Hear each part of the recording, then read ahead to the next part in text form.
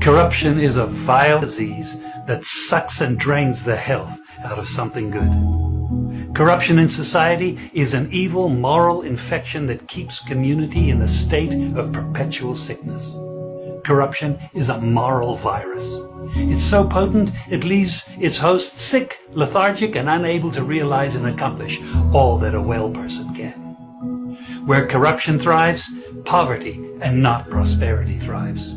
Wealth is grabbed into the greedy, grubby hands of those who get fat on the toil and labor of good people.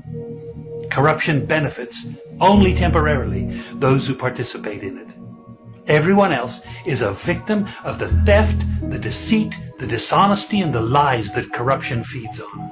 You need to know that a corrupt person is stealing from you. Corruption is filthy work and despicable acts of treachery done under the table and behind closed doors. Corruption is a disgusting shame. Corruption keeps a nation back from true development and from progress. Wise investors steer clear of a corrupt environment. They would rather put their resources into a place where the playing field of opportunity is equal for all and not bent towards feeding the financial lust of corrupt, lying, cheating, thieving politicians and government officials. How many wonderful development projects have been lost because the investors didn't want to do business in a swamp of evil? When those great projects go to another nation or to some other place, we all lose. Believe me when I tell you that corruption steals from you, it steals from all of us. Corruption plunders the nation's wealth. Corrupt people compromise on truth, equity, and fairness, choosing instead to feed off the short-term benefits of crookedness, exploitation, and financial perversion. Corruption is not just a personal matter. It's a culture. It's a way of life, not just for individual people, but for companies, communities, governments, and nations. Corrupt nations, hiding behind large companies, will seek to invest in other weak nations in order to take over the assets of the nation that they've invested into. They will provide financial loans to a nation for the much needed infrastructure, and they will do it with assets that they provide. They will sign contracts by lining the pockets of rotten government officials who participate in this kind of corruption and are then held hostage by their own deceit and greed. Corruption is nothing less than a form of theft and national robbery. A corrupt person steals from everyone in society.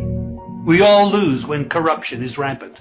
Those who participate in corruption have chosen evil over good, lies over truth, and personal gain over well-being of all. To be corrupt means to be rotten. When meat is corrupt, it's rotten, and it stinks. Rotten meat can't be eaten. When a person is corrupt, he's rotten and unfit for a place in the community. A corrupt person should be jailed in order to protect society from the vile deeds of the corrupt person. Government should be protecting us from the foul results of corruption instead of being the proponents and participants in corruption. When corruption is systemic, when it's a culture and a way of life, when corruption thrives, it destroys the health of the community and nation. Now let me tell you something. Defeating corruption is a very difficult thing. The love of money is the root of all evil, the Bible says. People who love money will do almost anything to get it. Those who choose to stand up against corruption, you need to know that we're going to be involved in a war. We will be threatened, vilified, intimidated, marginalized, and ridiculed.